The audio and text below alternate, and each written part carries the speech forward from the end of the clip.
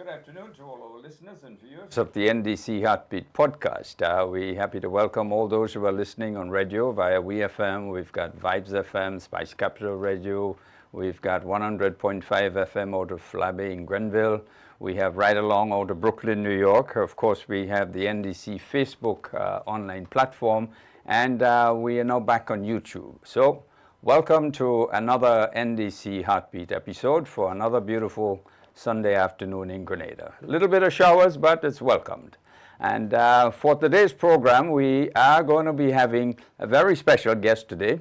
As you know, today represents, or in fact tomorrow represents, the 3rd anniversary of the National Democratic Congress Party in government. And with me in studio today is no other person than the Honorable Deacon Mitchell, political leader of the National Democratic Congress, Prime Minister of Grenada, and former chairman of CARICOM. We also have online with us representatives from our chapter in Toronto. They had a recent election. There's a new chairperson, new executive, so we're going to be chatting with them for just about 5 minutes so that we can get up to speed as to what they're doing out there. So we'll be back with you in just a moment, and we'll be talking to our special guest also, the political leader and Prime Minister of Grenada. So, back in a moment. Don't miss the event of the summer that everyone's talking about. It's the 17th annual Grenadian Heritage Day, happening on Saturday the 19th of July. Proudly hosted by the Grenada High Commission and Grenada Community Groups. Your venue is the Haringey Rhinos Rugby Playing Field, White Hart Lane, Wood Green, London, N22 5QJ, right opposite the New River Sports Centre. It's just a short walk from the Wood Green Tube Station, and buses W3 and W4 stop nearby.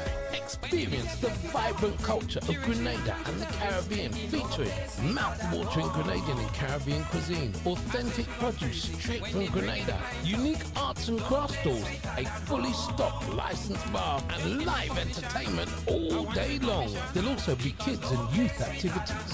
On stage, the dynamic Spices Do Band, high-energy soca aerobics and Zumba sessions, and a colourful carnival costume parade, as well as jab jab, live drumming, and cultural dancing, plus much, much more. There'll be lots of fun for the kids too, including face painting, bouncy castles, and slides. Don't miss our grand raffle draw, our first prize return ticket to Grenada, plus loads of other amazing prizes. Tickets are £10 for adults, £5 for children, available on Eventbrite, directly from us or at the gate. Wear your national colours and come celebrate the true spirit of Grenada in the heart of London. Grenadian Heritage Day. It's when the island vibes and Caribbean culture come alive in the UK. For more information, call 07498 911 135 or 0207 385 4415. Like a spice, when everything's nice, Grenadians, may God bless you.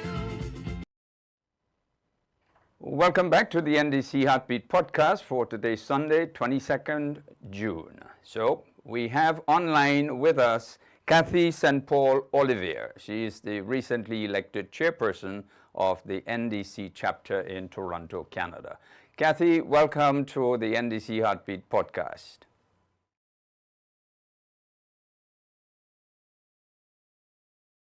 To you and your listeners today. Well, thank you very much indeed. It's my pleasure, and we have the distinct honor of having the Prime Minister also with us here today. I know he's elated to see you all out there in Canada. Hi, Cathy and the team. Thank you very much, and good afternoon, Mr. Prime Minister.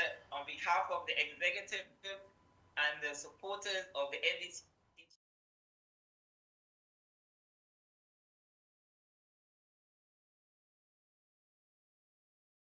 happy 3rd anniversary for the excellent job you guys have been doing down there on the Tri-Island State. So kudos to you, sir, and your team, and happy anniversary. Thank you, thank you, thank you very much. Maybe you may wish to take the opportunity to introduce your executive, the newly elected executive in Toronto. Okay, so to my left, this gentleman right here is Mr. Kingsley Phillips. Uh-huh. Most people know Anthony, and he is my deputy chair. Great. To my right is Bernadette Thomas, and she is the assistant treasurer. Mm-hmm. Online, we have Miss Louise Ambrose. Miss Louise Noel Ambrose, I want to get her name right. She is my treasurer. We have PRO Mr. Julian Phillip in his car somewhere in Toronto. We have Mr. Dexter Gillino. He's a flow member. He's a pastor. Missing right now is our deputy PRO, Mr. Keno Mitchell. The secretary, Mr. Richardson Bernard. The assistant secretary, Mr. Ian Marr. And the other flow members, Ms. Carol John, Ms. Sarah Felix, and Mr. Raymond Tobias, who is somewhere in Grenada right now. I see. Great. Well, congratulations, and want to wish you all the very best, you and your team, for the great work you will be doing in Toronto, Canada. Give us a quick snippet as to your vision for your term of office, and what are your expectations with your team? Okay, so I have created just about almost 5 items that we want to touch on to attain and hopefully to be successful with. So the very first thing is having our completed and running. The very first thing, expand the membership to create a robust drive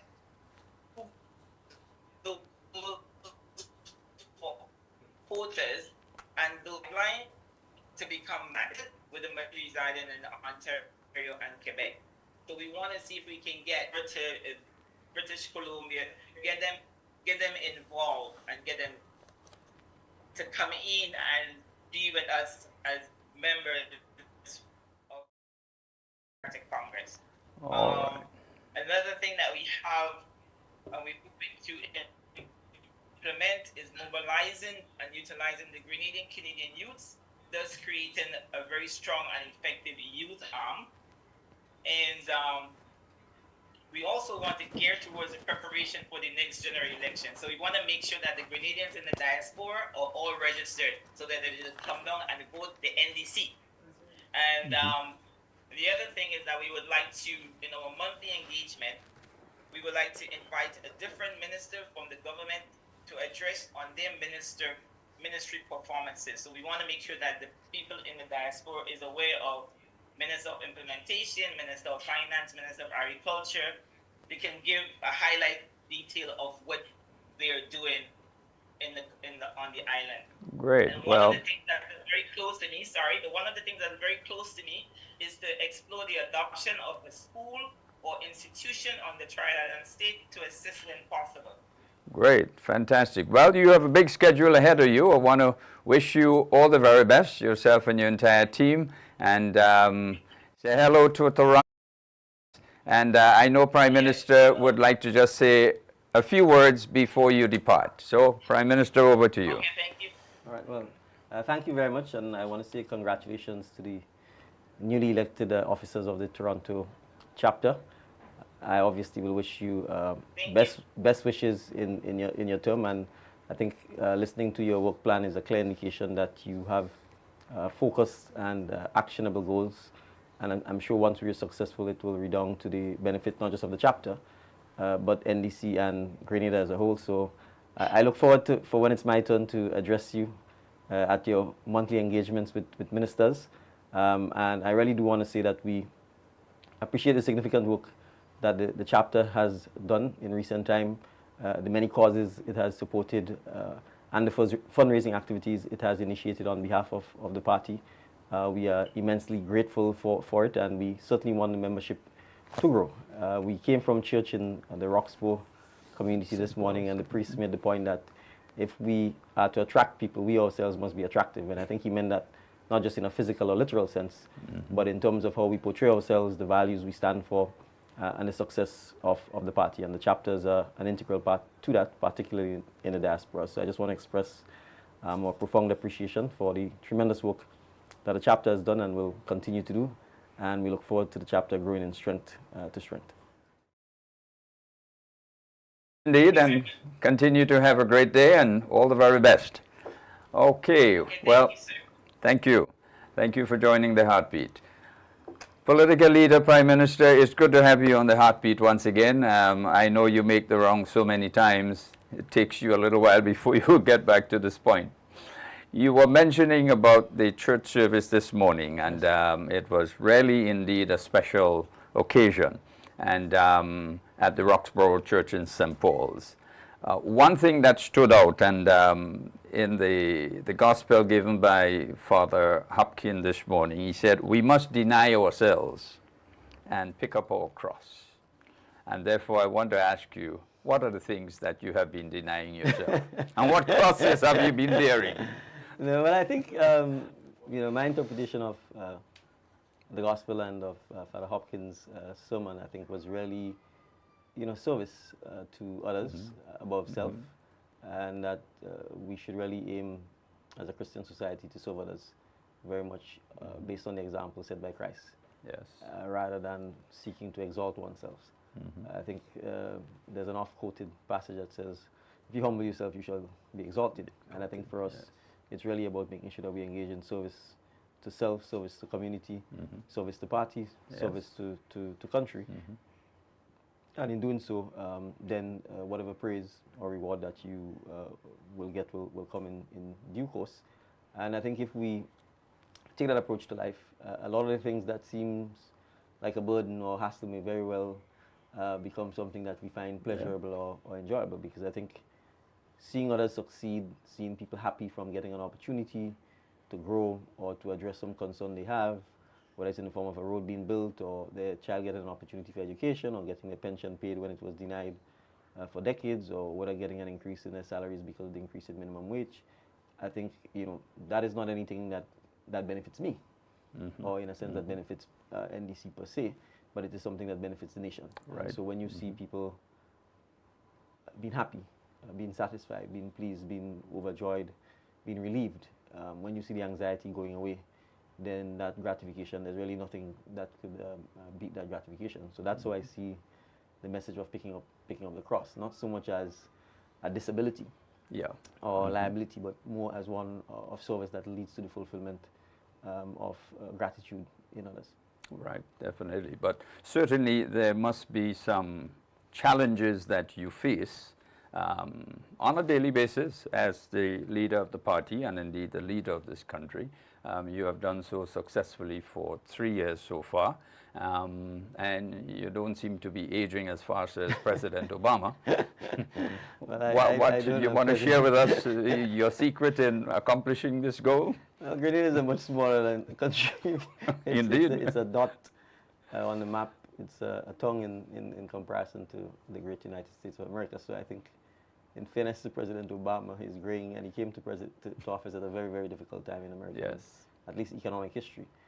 I think time management is important. That's one of the key things. So you have to be able to manage your time. You have to be able to prioritize and reprioritize, and that's not something you ever get right. There are days when I probably think it's been a disaster of a day because I simply did not get to even begin to address any of the issues that I probably thought the night before I would be dealing with. But you can't be too hard on yourself. Right. Too harsh on yourself. You have to realize the sun sets every day, it rises the following day, and you have to keep bit by bit chopping away of it.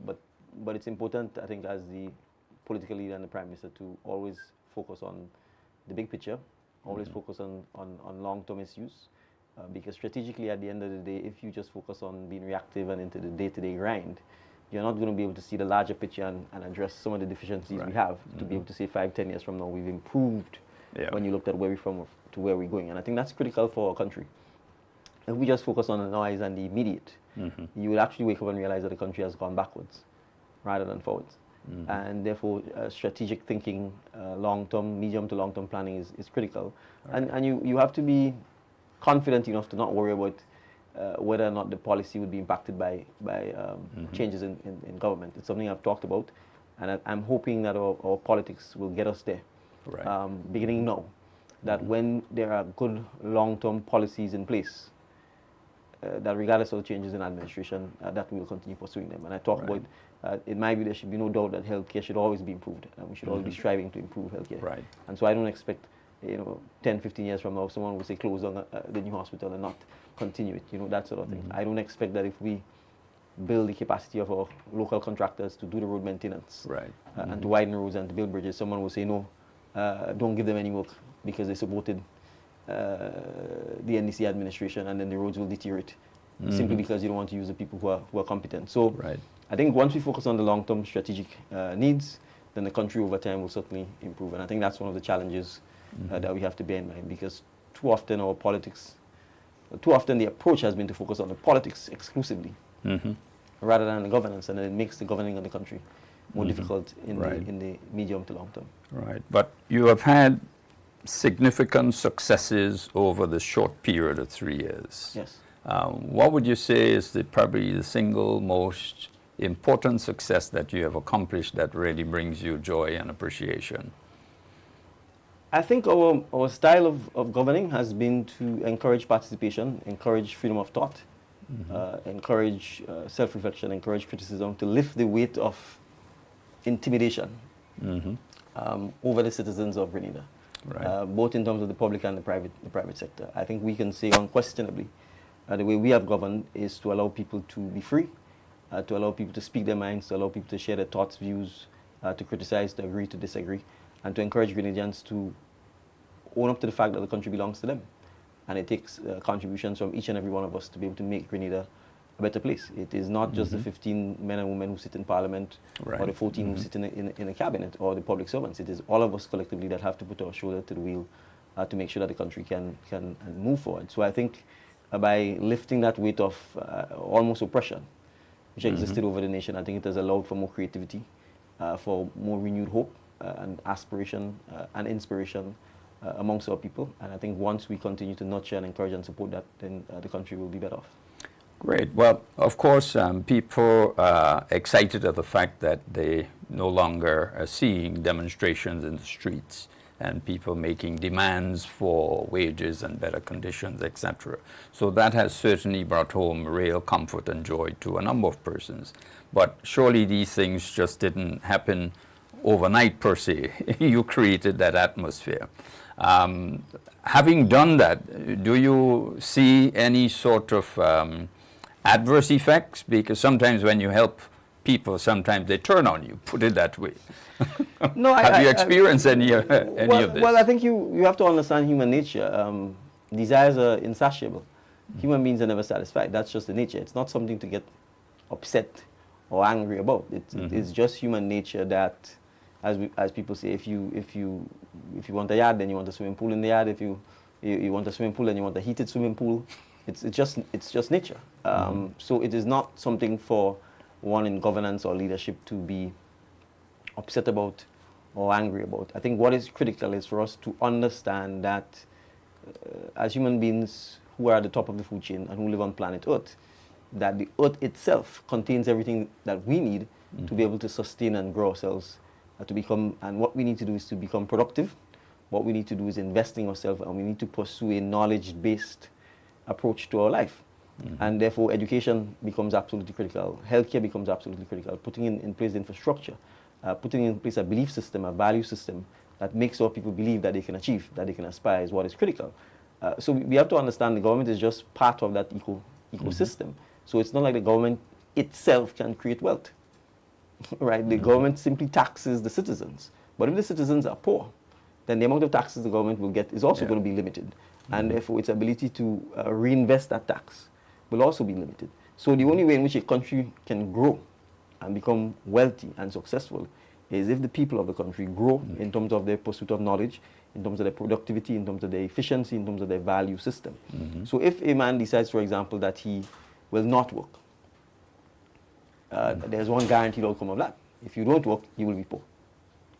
It's a simple equation. If a man does not invest in himself by acquiring the skills or the knowledge, the know-how to do something, to become a carpenter, electrician, a plumber, a scientist, a farmer, then he will put himself in a position where he either is unable to work or if he does get a job, it will always be jobs that are of no significant ability to help him improve himself.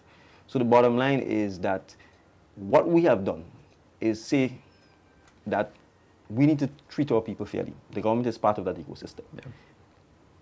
If we take someone and we say you are a trainee, the training must begin and come to an end. Mm-hmm. When that training comes to an end, you have to assess, are you fit for the job? And if you're fit for the job, then you pay the person as a worker, because they are now a worker, they no longer train. Right. You don't continue with them for 10 years and say they train indefinitely and use this as an opportunity to exploit them, to pay them below minimum wage, because you're saying they're apprentice and you're paying them apprenticeship or training fees. What we've said is you need to treat our people fair. By treating them fairly, you should be able to inspire them and motivate them to want more, want better, and get the opportunity to improve themselves and do additional training and get new knowledge or skill set so that they can move from whatever income they're earning to a higher income by doing something different or something new, or aspiring for more. So I am not worried about when you assist or help the citizens of the country, them turning on you. What I expect as we continue to educate, speak with and engage our people is that most citizens will want better for themselves. Indeed. Will want better homes, will want better education, will want their children to do better than they did. And they will recognize that that comes from their own innate ability, investment in themselves, and with a government that supports that, rather than tells you you shouldn't educate yourself, rather than one that tells you you shouldn't pursue knowledge, or you shouldn't pursue skills, or you shouldn't pursue education, or you shouldn't pursue travel to see what else is going on in the world, to see whether or not this is something you can do or be better at it.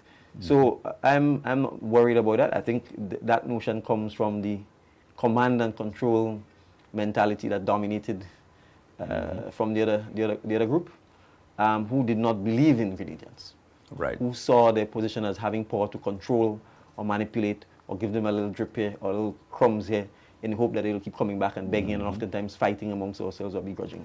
We see Grenadians completely different. We see ourselves as confident, successful, extremely talented people who need to be supported and encouraged to ensure that we live out to our full potential. Right. Well, you have been able to, at least this has been on record by so many different persons, the unity that exists within the administration that you lead, in cabinet, parliamentary colleagues, in the government services, etc. What message, what explanation, or what can you share with other leaders locally and maybe in the region as to how do you accomplish this cooperation, this unity? I think there are a couple of things that is important. One, humility. Two, service. And I say to my colleagues, I will never ask them to do something that I'm not prepared to do. And this is important for me. Three, remembering that we're all human beings. We all have our shortcomings, we all have our flaws. And I think leadership is not about wishing for a fantasy team, wishing that you had some other group of members, or another group of cabinet ministers, or another group of MPs. Leadership is about working with the group of people that you are part of, to get the best out of them, to minimize or mitigate our downsides or weaknesses, and to improve and strengthen and be better at our strengths, and over time to address our weaknesses, our flaws, and see how we can grow and improve out of this. And to remember that at the end of the day, we are all human beings. We're all part of a team.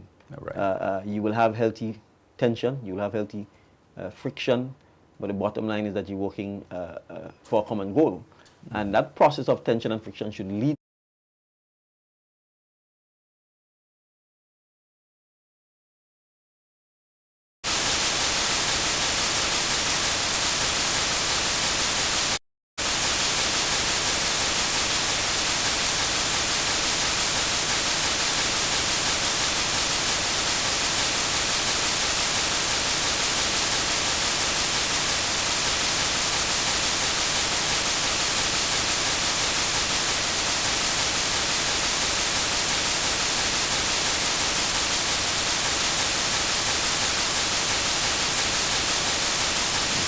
I think you would be a fool if you think you have to always live through the bad experience yourself, rather than learn from the bad experiences of those in the past. And so, to that extent, I think we appreciate that our party has not always in the past lived up to the expectations of our members, our supporters, and the citizens of Grenada. And we've paid rightly so, a terrible price. And I think, therefore, all of the current membership and leadership are committed to making sure we remain united, remain strong for the betterment of the party and the people of Grenada.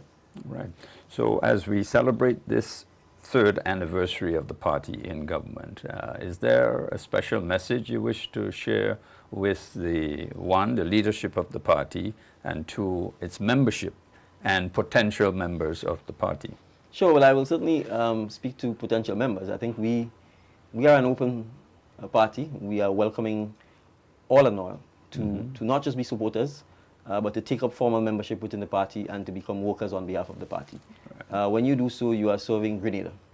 You're also getting an opportunity to understand governance, to understand international relations, to understand public policy making, and to make public policy, crucially. Not just to understand it, but to get the opportunity to give your input that could shape the policies that the country will embark upon, not in the future, no, because we're in office, and by virtue of that, we have the advantage of being able to influence what happens in the country.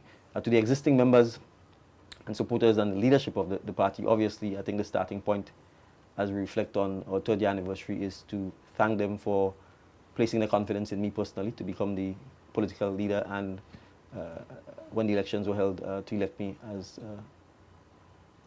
MP for St. David's and as political leader of the party, by virtue of that, the Prime Minister of the country. I take this role very seriously. I don't take myself too seriously, however. And it is important for us to remember that we're here to serve, that we are servants of the people, and that the sovereign power of the state lies in the citizens of the country. And so it's incumbent upon us to remain humble, to remain hungry for continued growth, development, and improvement of Grenada, and by extension, the improvement of the National Democratic Congress. And I really want to say to the citizens of Grenada, I know sometimes people shy away from politics because of what has happened in the past, but the country belongs to us. It doesn't just belong to the politicians. And we need to make sure that we are involved, not sit on the sidelines, but that we get involved in the political organizations, that we help strengthen them, we help build them, so that parliamentary democracy remains alive, remains vibrant, and can continue to be an asset to the country. So we look forward to the National Democratic Congress continuing to grow from strength to strength. I think we've demonstrated that we can be knocked down a couple of times, but we spring right back up. So it's clear we are a very resilient party. I think we demonstrate that we are a party that encompasses all, from the stalwarts, the foundation members, the former Prime Minister, like our great mentor and supporter, Uncle Tilly, to people like former Minister of Finance, the Honorable Nazim Book, to people like Sylvester Wallace, who are still playing significant roles in supporting the agenda of the current administration, to the very young members of Parliament and Cabinet Ministers we have in persons such as MP Ron Reddit, who's our current PRO, Sister Karine James, who is our Minister for Climate, the Environment, Renewable Energy, and the MP for St. John, Brother Tevin, who's perhaps the most patriotic kayak I know, by a significant distance. His love and patriotism for his people is unmatched. Fiercely so indeed. Fiercely so. So I think, the party demonstrates the indefatigable, energetic Andy Williams, the cool, calm, and collected Brother Dennis Conwell in the north, and Brother Andal, who's a great storyteller, a man of significant humor. So when as said by my namesake, when you look at the team, both in terms of leadership and in terms of what has, I think, happened over the last 3 years, there's no doubt, as he rightly recognized, that this was the best team. And for once, I think him and the people of Grenada were on the same page. Yes. And they elected the best team. And so we really want to thank them for, putting their confidence in us over the last 3 years. Indeed. Well, you have another 2 years to go before it's constitutionally due. What would you like to say to the voters out there? Well, no, I mean, obviously, one, I think it's always important for voters to continue partaking in the democracy and the parliamentary process. And I want to say to people who sometimes say they don't vote or they don't want to vote, and I say to them, voting actually elects a government. And by virtue of that, that government is going to impact the country by the policy it pursues. And therefore, if you want to have an ability to influence the policies, then you have to influence who sits in office. And the process, until it changes, to do so is through elections. So elections play a critical role your vote, your right to determine, your right of choice, is something we should never take for granted. And not exercising that, in my view, is taking it for granted. And we have to remember that men and women fought and died for preserving that right we have today to choose. Yep. And, you know, particularly in the case of women, that right was not even recognized until not so long ago. Yep. Right? So we have to make sure that we do not take these things for granted. There are millions of people around the world, perhaps even billions, who do not have that right to choose and to determine who will get the right to make policy that will influence them. So I really do want to encourage Grenadians to continue preserving and cherishing their God-given right to be able to choose persons who can represent them and who can make policy to determine the shape of the country. There's nothing to be ashamed of. There's nothing wrong. There's nothing sinful. There's nothing illegal or immoral about exercising that right. And so we hope that in that way we can continue to strengthen and preserve our democratic rights within Grenada. And as I said, our goal, part of our goal in transforming Grenada is also transforming the politics, so that our politics becomes more professional, less personal, less vicious, less unkind, and that it is more uplifting and more a debate about policy and what are the right policy decisions that we need to take for Grenada, rather than attempting to manipulate or attack or denigrate our opponents. Absolutely so indeed. Well, we're going to take a short break, and when we come back, political leader and Prime Minister, I want to ask you the question regarding our food security, not just in Grenada, but the region. Yes. On the basis of what we are experiencing with world condition of wars and threats of more wars and that sort of thing. How prepared is Grenada and the rest of the region as OECS CARICOM in dealing with this issue of food security? So we'll be back with you in a moment. Give it 30 seconds. We'll be back.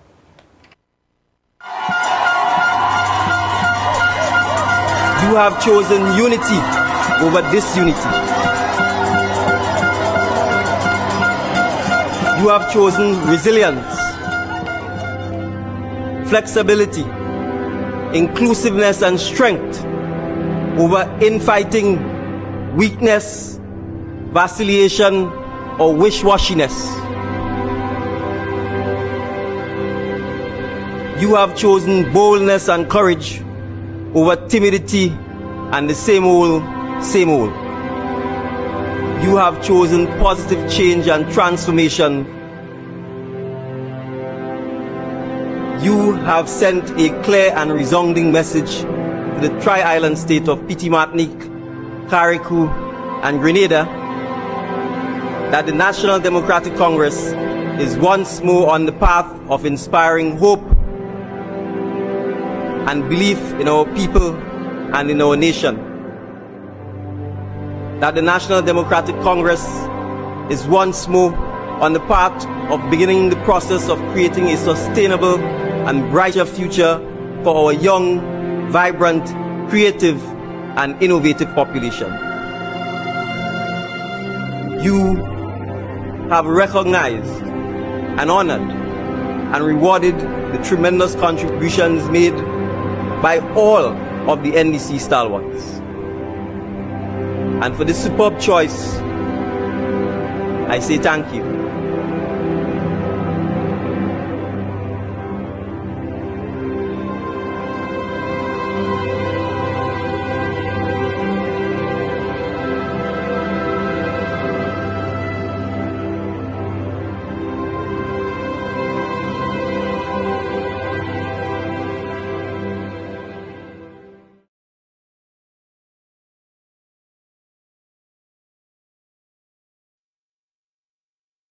The 23rd marks 3 years of the National Democratic Congress Party in government. And with me in studio is the political leader and Prime Minister, former chairman also of CARICOM, the Honorable Adikan Mitchell.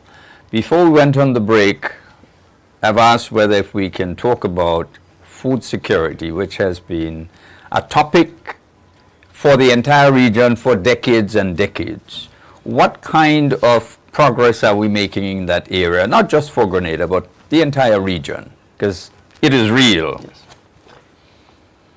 So I would say we are not making progress at the rate that we want, but at the same time, I think I'm optimistic and hopeful that in the medium term we will make much more significant progress. There are some challenges. One, climate and weather patterns.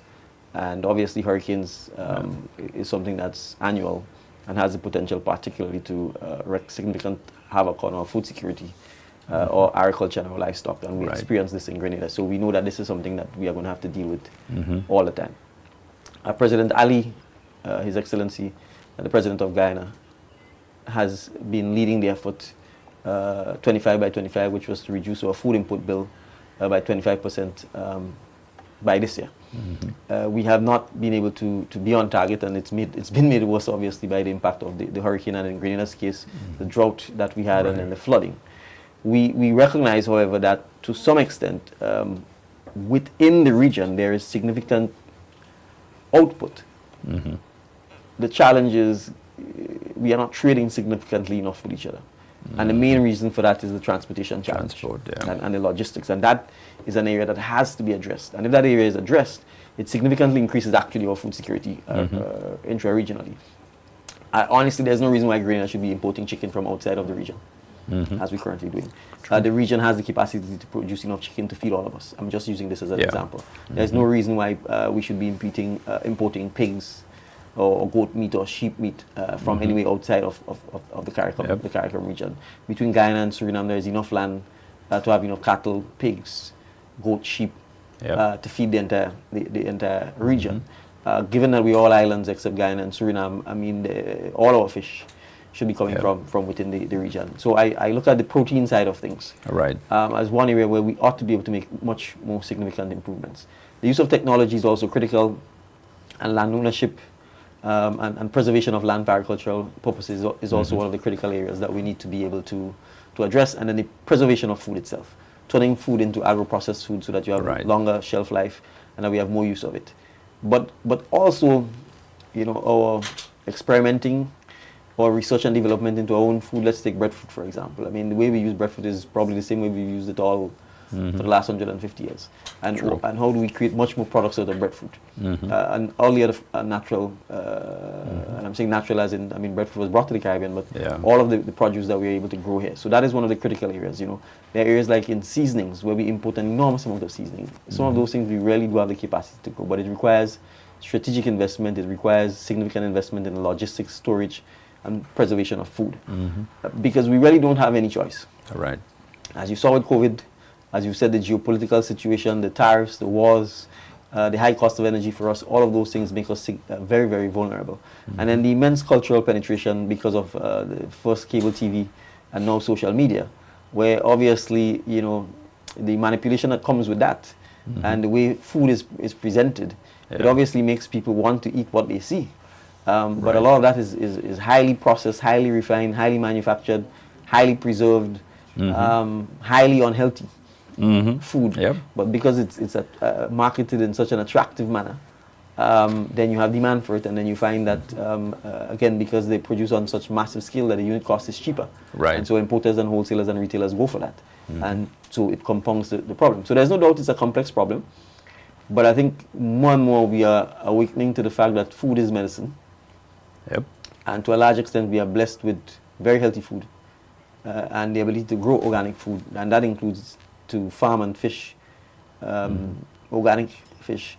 And that if we begin to alter our eating habits, it could actually significantly improve our health conditions on the island. But also, that also requires manipulation by us. That also requires us to tell the story and the benefits and to market to ourselves our own food in just as an attractive manner as the outside food that has been, in a sense, dumped on us because of that openness to the marketing that comes from outside. If we don't do that part, no amount of talk about eating what we grow and eating healthy will allow us to begin to even reverse the significant food imbalance that we have. But I think we saw what COVID did to us, so we really have no excuse when it comes to beginning to alter our approach to the food security. We've done some things. We had a food security enhancement project funded through the World Bank. That's how, for example, the new livestock project launched by the Ministry of Agriculture is taking place. As you're aware, we've imported some pigs, goats, and sheep, The intention here is that in the next 5 years, Grenada should be self-sufficient in those areas. We've been working to give support to the poultry farmers. As you may be aware, we've worked with Caribbean Agro to construct a hatchery. The sod turning ceremony happened less than a month ago. We expect the construction to last between 12 to 18 months. Right. So the hatchery, that should significantly help the poultry sector as well. There are some private sector poultry farms that are on stream. Some of them are struggling. Again, we are looking to see what could be done to assist. The issue of the cost of feed is a major challenge. We've been engaging with Caribbean Agro on this issue. We are not satisfied with where we are because the cost of feed is the single biggest input and a major determinant of the viability of many of our chicken farmers' ability to remain in that industry. But that is something we are very keen about. Things like honey production and so on, we need to continue ramping up and supporting our honey farmers to make sure that they can be able to export honey, because honey, certainly as a natural sweetener, is far superior and better than sugar. So that is something we have to look at. I would say the food industry, particularly agro-processing. Again, Minister Andrews and his team are currently retrofitting in Lakalum a factory so that small agro-processors can have access to that factory to do a lot of their agro-processing, because many of them do it at home. Right. And they don't have the proper facilities, they don't have the kind of energy, because food processing requires a significant amount of energy and power. So that is again something that is ongoing. But even in the private sector, as you may be aware, Mr. Leroy Nichols and his family have acquired the juice factory in Lassages, which was sitting dormant for a number of years. We are hoping that obviously we can support them in that initiative, so that we all talk about the wastage of fruit and need to pulp and preserve and make juices and ice creams and so on. So we're hoping again to provide support in that area, because the private sector is key. Key to this, you have some of our local agro-food entrepreneur scientists like Mr. Antoine Woodman. Yes. So we have to support a lot of there. Lots and lots of small agro-processors, people who do craft and art and so on. Obviously, packaging is an issue, marketing is an issue, labeling and so on is an issue. A big issue as well is the financial ecosystem, because many of our, just recently, I was speaking to the head of the Tourism Authority, and one of the issues he flagged is that many of our agro-processors can't afford the merchant services from our banks. And so when they go to sell, they can only take cash. But increasingly, cash is becoming obsolete. And so we have to be able to have the debit or the fintech that allows you to pay via your phone and so on. And that is something that our financial sector must realize, that we have to get to the point where some of these exorbitant charges that literally inhibit the growth of our small and medium-sized sector has to be addressed. So we have to create an ecosystem that would allow for financial technology, the use of electronic money, mobile money, so that our processors don't find themselves losing out on sales because nobody's walking with cash, right? And those are some of the areas that I think we have to really pay attention to actually help enhance this whole concept of food security, because that way people can preserve more food, they can do more agro-processing, and we can sell more by ensuring that you don't have to deal with the limitations of people can't afford a credit card or a debit card machine, and then the security risk that comes with having to walk around with cash and those kinds of things. So those are some of the areas that I think, in terms of the underlying challenges that we need to address. But more and more, as I said, we have to look at how we can improve overall food production in the country. Absolutely. Let us shift to local transportation.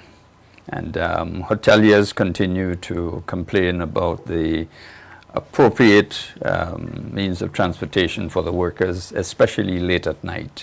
What kind of progress are we making in that area? The progress is slow. As you're aware, we first tackled the school bus system, because we have a pilot that's ongoing, and that will come to an end soon, and we will learn the lessons from that and then see how we could use this to roll out a national school bus program to first take care of our young ones.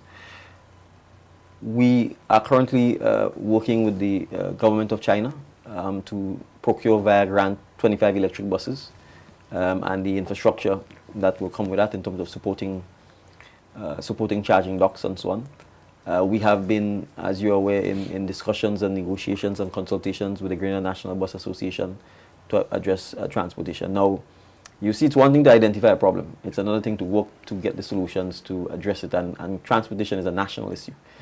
But the people who provided transportation are private citizens, the busmen. who take a bank loan and buy a bus, and just like any other person wants to make a return on their investment so that they could continue in the business. And over the last 30, 40 years, very little support have been provided to them, even though they're providing a public service as private citizens. Right. And so what you have now is, a coming together of factors that has the risk of potentially crippling the transportation system. You have these very small buses that are now obsolete and not really being manufactured anymore anywhere in the world. So as a result, you have a very aged and aging fleet of buses on the road, which means high maintenance, safety concerns, difficulty getting parts. Maintenance, yeah. Right? And you have pressure, therefore, to ask for an increase in prices. For buses only to want to run on the lucrative routes. You have health and safety concerns. You see, when we talk about you can't find buses at night, it is not safe for a driver to drive from 6 in the morning to midnight. Frankly, it is probably not safe for a driver to drive beyond 7 or 8 hours. Exactly. But the way the system is, you have a bus owner who drives his bus. So he will drive rationally and logically to the most lucrative routes, and when he's tired, he stops. And therefore, the night service becomes an issue. The weekend service becomes an issue. But if you had a bus corporation, a business, where that business owned the buses, and you had drivers, then you could schedule drivers from 6 to 3, from 3 to 11, and then you could have extended bus coverage. And so all the monies that the hoteliers have to spend to either hire private buses to transport to and from the staff will now be put into that same entity, and that revenue will go into that entity. So what ultimately we are hoping that we can get our bus owners to understand is that if they don't unite and form a corporation or a cooperative or some entity that transform the model of their business, individually, they will perish. And the country overall will suffer. Because, as I've said, and you can ask the busman, and I've said that to the executive, where's your pension? Are you going to drive the bus until you die? And when you get sick, where's your health insurance? Right? What is the opportunity for you to negotiate down the insurance premium if you are negotiating individually with the insurance companies as opposed to collectively? So there are 800 or 900 buses. You can split that into 3-4 packages and say to an insurance company, bid on package 1, you could insure 150 buses. But if each of you is going individually to an insurance, you have no leverage over the insurance company. How do you deal with maintenance and the cost of parts? Each of you is going to buy a brake here, there, and everywhere. Again, there's no discounting, there's no whatever. But if you're ordering 100 pads of brakes because you're ordering it for the corporation, because you have a fleet of 30 or 40 or 60 buses to maintain, then you go. So the point I'm making is that the profit that can be derived from a corporation is much significant than from an individual bus person, because you can drive costs down, whether it's insurance, whether it's by being able to negotiate and bargain with suppliers for brakes and parts and those kinds of things. But more crucially, technology is changing so rapidly that combustible buses are becoming more and more obsolete. And so you'll find yourself in a position where you have to transition to renewable or hybrid vehicles, and therefore you're going to have to make that capital cost. But if your existing situation is that you're almost going hand to mouth, where are you going to get the capital from? So I'm saying all of this to highlight that the need for the government, the Bus Owners Association, the hoteliers, the public to come together and find a model, public-private partnership model that will work for Grenada to address the public transportation system is absolutely vital. The Transportation Commission has been leading the process from the government side in that, so we've been engaging a lot with the busmen. We've agreed to give them concessions and a rebate on parts, as well as looking at how we can address the gasoline situation, in exchange for us saying to them we are not prepared to countenance an increase in the price of transportation. Now, we recognize that the price has remained the same for an extended period of time, while there has been increases in the inputs. That is why we've said to them we don't think the public should be asked to bear that at this point in time. So as a government, we will work with you to see how we can mitigate some of the expenses that they have. But this is something that will require ongoing debate and discussion as we move forward. We are hoping, for example, that we can use government's own leverage to be able to see how maybe in time we can partner with them so that we procure some of these buses and it's handed over to an association in exchange for us being able to say, let us regulate the routes, let us have fixed hours of driving for drivers so that we can get 2 shifts, so that we can cover over time the night shifts, and we can cover the weekend shifts and so on, in exchange for us providing some capital in the form of the buses and so on. So these are some of the models that we'll be prepared to work with the Bus Owners Association, and we are encouraging all of the busmen to unite. I know it is tempting to want to do your own thing and to want to find all kinds of reasons to not cooperate and get along. But the reality is that from a leadership point of view, and I think the business community will tell you that, the citizens will tell you that, and ultimately we the government have to listen to the citizens. The transportation system in Grenada has to be improved. Yep. We have to get to the point where you can get a bus at 8 or 9 or 10 in the night. We have to get to the point where the hotels and so on don't have to spend thousands and thousands of dollars just to bring their staff to and from work in what I would call regular working hours, 6 and 7 in the morning to 10 or 11 in the night. If we don't do that, it will continue to significantly retard the economic growth of the country, Sure. The social growth of the country, the mobility, even our senior citizens. You know, as a senior citizen, you should be able to be able to take a bus on a Sunday and go to the beach, and leave the beach and come back and feel confident that you'll get a bus to take you home. And that doesn't exist, perhaps, except in the Grandlands area. Right. So that is the kind of progress that we need to be able to get to. And if we don't, then obviously we will have significant challenges in terms of that happening. And obviously we can't be stuck in the same way as we are. And then the final piece to this, which is absolutely critical, which is why we need the cooperation. If the public transportation system is not improved significantly in the next 36 to 48 months, so I'm saying the next 3 to 4 years, Grenada will become a place where it will become very unpleasant to move. Yep. Because you already have an enormous amount of vehicles on the island. I think about a year ago I was told somewhere close to 80,000 vehicles on the island. Wow. And at the rate that the vehicles are being imported, I wouldn't be surprised that we're probably up to 82,000 and counting already. With a road network that was derived from horse-drawn carriage, that is not flat and has virtually little or no room to expand horizontally. And given our corners and curves and hillsides and precipices and mountains, we are going to find ourselves sitting in traffic. Yeah, long hours. For extended and long hours. We are going to have more traffic and noise pollution and more lack of productivity. And if we want to talk about pure Grenada and preserving the way of our life, that can't be the way to go.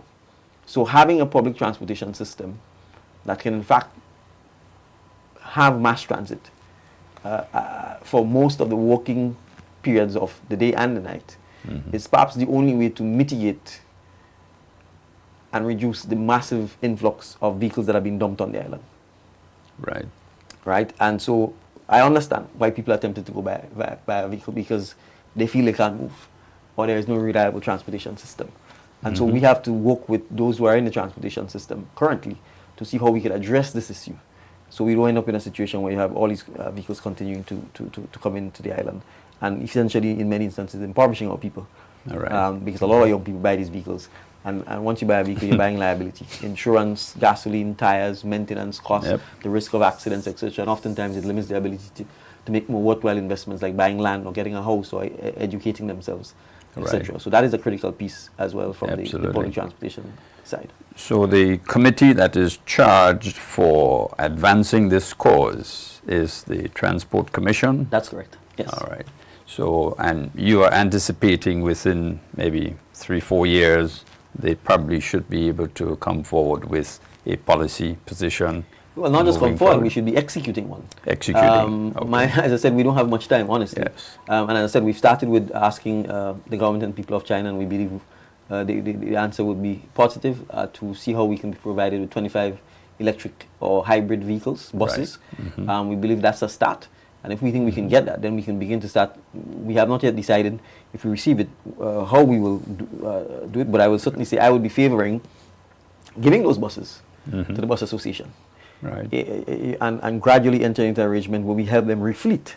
But that refleeting will have to be on conditions. You have to get yourself into some kind of a cooperation where we can properly regulate the routes, where we can have extended service at night, where we can have extended service on weekend, and we can begin to look after you by saying, listen, you guys need health insurance. You need to buy perhaps even personal and life insurance. Right. You need to think of a pension plan so that you can join perhaps the national pension plan that we recently rolled out for public workers. You know, those kinds of things, so that we get to the point where there is a more rational use of the resources that benefits the busman, runs it more along a business line, and that at the end of the day gives better service to the public. Fantastic. Let us shift to the motherland. Yes. Africa. Come July, Grenada will play host to a major conference, Yes. African Bank. This is probably considered to be a very, very high-level conference taking place, equal to, I would say, the CARICOM meeting, which was held in Grenada here about a year ago. Yes. Good. I'm sure that our hotels are up to the challenge of receiving maybe over 1,000 guests. How are things progressing with this, and what would be Grenada's role in executing this conference here in Grenada? All right, so thank you. So on the 20th and 29th of July, Grenada will host the Africa Caribbean Trade and Investment Forum. We are expecting anywhere between 800 and 1,000 delegates to attend the forum. The forum is spearheaded by the Africa Export-Import Bank, or Frexim Bank. That bank is part of the Africa Development Bank. And what we are seeking to do really is to bring thought leaders, political leaders, heads of government, heads of state, governors of state, senior business men, women, executives, senior persons in finance, trade, senior intellectuals in academia, heads of state of the Caribbean, senior government officials within the Caribbean, senior business people within the Caribbean, all in one forum to talk about, discuss, agree upon how we can drive trade, investment, growth, and development between Africa and the Caribbean. It's the fourth such conference that is going to be held in the Caribbean. The last one was held in the Nassau in the Bahamas, and prior to that it was held in Barbados and Guyana. So Grenada is the host country for doing so this year. We feel quite honored and privileged that as a small island, the Frexim Bank would have partnered with us to give us the opportunity to host this conference. I think first and foremost, just given the size of delegates that we're expecting, this is a tourism business. For tourism sector, for hoteliers, for taximen, for suppliers. And we are doing so in July, obviously in off-season. And so part of the strategic thinking here is that we must be able to attract a lot more business tourism once the winter season is over, so we can extend the life of our tourism cycle, and we can demonstrate to the world that Grenada has the capacity, both in terms of hotel facilities, in terms of conference facilities, in terms of logistic support, to put on large international events of the highest quality. So one strategic objective is to some extent use this as a test case to put Grenada on the map for its capacity to hold and organize significant large events of international repute. Right. Prime Minister, my apology, but give me just 1 second. Let me say goodbye to all those who are listening on radio. 1 o'clock has quickly caught up with us. So we want to thank all those who have tuned in on radio, and to invite you to please join us on the Facebook NDC Heartbeat Facebook online platform, and also on the YouTube platform. So we'll be continuing with this discussion with political leader and Prime Minister Honorable Deacon Mitchell. So please continue. Yes, and the second point obviously is to drive investment and trade between Africa and the Caribbean. And let's just take transportation. Transportation and logistics is the biggest industry in the world. But currently there's absolutely no transportation and logistics between Africa and the Caribbean. Right. None. Now, if the transatlantic slave trade, transportation and logistics brought our foreparents in chains and bondage from Africa to the Caribbean, we owe it to them 400 years later to deliberately go back and forge that logistic and transportation link. Because Africa is the most bountiful continent, but yet the most undeveloped continent. The continent with the greatest potential, the continent with the youngest population by far, the continent with the greatest mineral resource. And to a large extent, the success of Africa is our success, and our success is the success of Africa. So we absolutely have to completely revamp the trade, an investment pattern and the lack of mistrust that white people, the Europeans, have sown between us in the Caribbean and our brothers and sisters in Africa. And the perception that have been planted in our minds because we live in the West, that the continent of Africa is some backward place. And the same image that have been planted in our brothers and sisters Africa's mind about us in the diaspora. So this is also about connecting and reconnecting our history, our legacy, our pride, our confidence in our people, but more crucially about strengthening our economic power. And so the opportunities for trade and investment both ways. Both our brothers and sisters in Africa investing in the Caribbean, and we in the Caribbean investing in Africa, because this is a crucial piece of this I don't want us to miss. Too often in the Caribbean, we only think of ourselves as we need to get people to come and invest here. But we don't think of ourselves about where do we invest other than in the Caribbean. And I guess there is no better continent with the kinds of opportunities that abound right now in Africa. And I just go back to transportation. Many of us don't realize most African countries are landlocked. So they have no ports. And so they have to truck everything in. Or fly everything in. Right? Yet still, the transportation sector in Africa is woefully underdeveloped. There's still 600 million Africans who don't have access to electricity. So these are all opportunities waiting. So there are opportunities for us Caribbean people, Caribbean businesses, to come together and also invest, because we always talk about scale, scale, scale. The scale is in Africa. Right? So I see this really as just the scratching the itch about the enormous potential for growth and development between Africa and the Caribbean. So we want to encourage our agro-processors, or business people, or young men, or young women, or entrepreneurs to come to the forum. There will be booths and spaces available for agro-processors to have their goods on display.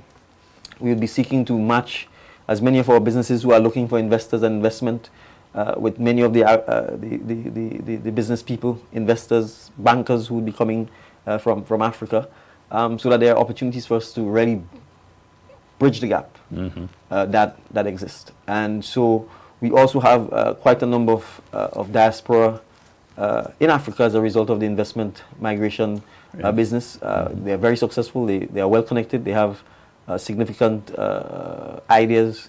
Africa is perhaps the world leader in fintech, financial technology. Mobile money in places like Kenya and Ghana is very commonplace. People use their phones to trade for everything. And we need to bring a lot of that energy and that vibe and that enthusiasm. And you see how I'm dressed today. Yes, right. Indeed. So that is the kind of talent, culture, and creativity that is abundant on the continent and abundant in our people. And making sure that our cultural, creative, musical side of things is also enhanced and nurtured, and exchange is also a vital part of this. So I'm excited about this conference. This was a very deliberate strategy on our part to pursue this.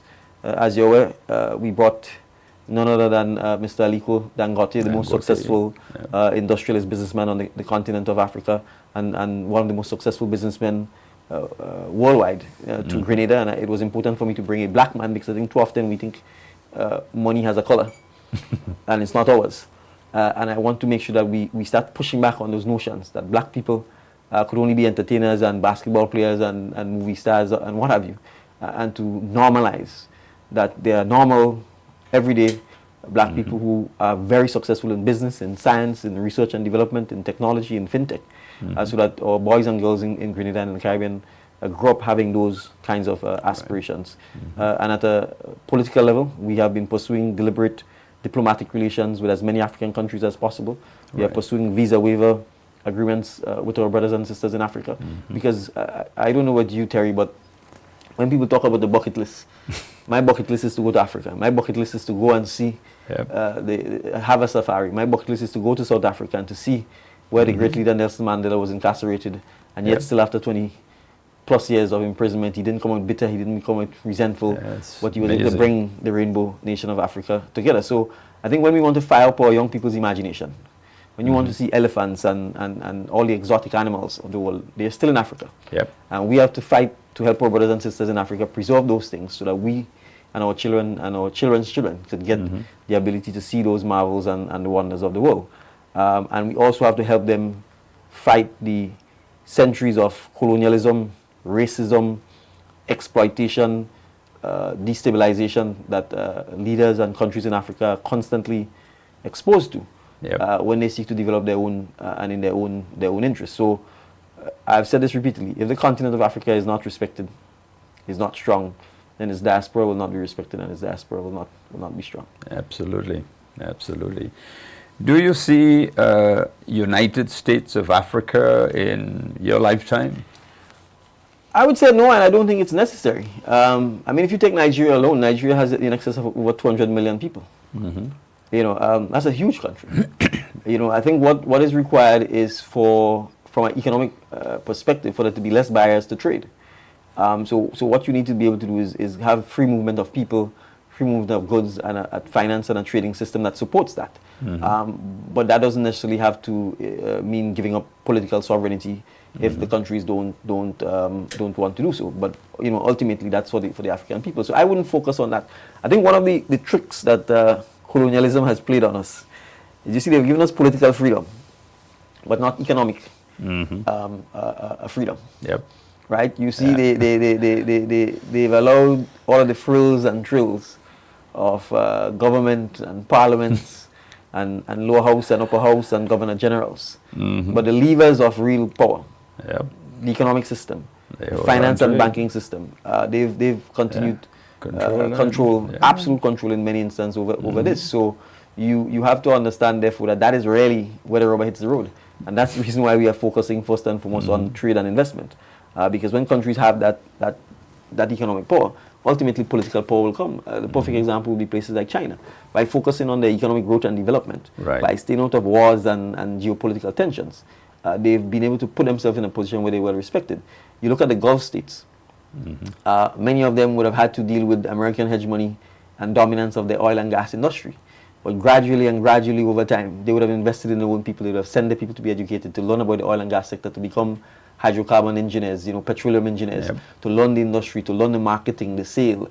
And over time, they've been able to gradually take back control over those things. And by taking back control, they can then create their own economic independence. And by creating their economic independence, they're able to then have the kind of political independence and the ability to be friends of all and enemies of none, and not find themselves, in a sense, being forced to pick sides. So it is absolutely vital for us to work as much as political independence and the trappings of political independence are important. I dare say economic independence or economic strength is just as important, if not more important in many instances, than just pure the political form of independence. Absolutely. Well, time has certainly moved on. It's almost 1:15, and it looks as though you just fired up. But I know you have other responsibilities. You have a cruise coming up this evening, this afternoon, and thereafter I'm sure there's going to be something else after that event with you.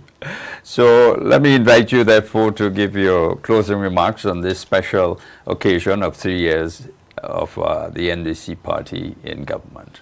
Well, certainly, Terry, and again, thank you again for being such a wonderful and committed host to be here every Sunday. Well, you know, my pastor is not too happy though.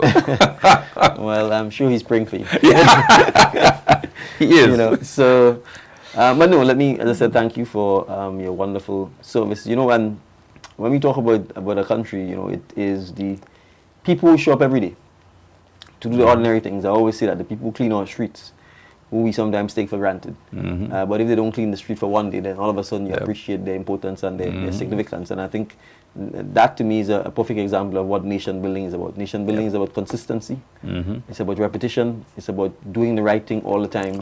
For the benefit of the country, and then the country always moves in the right direction. So, you know, for us, the 3 years have absolutely flown by. I remember it as I'm sure as a blink. You know, only yesterday, and it's already 3 years. I'm deeply honored to be given the opportunity to serve this tiny but great nation. You know, I happen to be looking at a clip from one of the few black, perhaps the most well-known and popular astrophysicists, who talked about the miracle of life, and that if we understand that to be alive, you're alive against significantly great odds. Great odds, yeah. That we should really cherish our life. and that we should fight for humanity before we die, and fight to make a contribution to the betterment of humanity before we die. And I think in this case, all of us who are part and parcel of the National Democratic Congress is fighting for that part of humanity known as the inhabitants of Grenada. And so we are grateful to be given the opportunity to take on that fight. And we say fight here in the sense of recognizing that there are challenges, but being prepared to take it on and being prepared to overcome it. We look forward to the next 24 months, which I'm sure will go by even faster. But I'm sure, you know, it will be one that is just as rewarding and gratifying as the last 36 months have been. And we ask the nation to continue praying for us, continue supporting us, continue admonishing us if we go wrong, and above all, continue the love and the kindness to one another. So I want to wish all our listeners and viewers a fantastic Sunday. And for those who are coming on the cruise, thank you for supporting the cruise. It's a fundraiser. And I'm not working, so please make sure that when we're there, we all party and have a good time. Thank you. Thank you very much. Thank you. Political leader and Prime Minister, it's been a pleasure having you on the Heartbeat today. It's always stimulating chatting with you, and you get fired up, and you cause me to get fired up also too, and I'm sure that our viewers and listeners have certainly equally gotten fired up. And it was really a blessed opportunity this morning to be at that church service. I think Father Hopkin kind of touched the right notes. Yes. Yes. So, and thank you all for joining the Heartbeat today. It's been a pleasure. And join us again next Sunday when we'd have equally stimulating and interesting conversations taking place on the Heartbeat. Do have a great Sunday afternoon until next Sunday. Have a good one. Goodbye.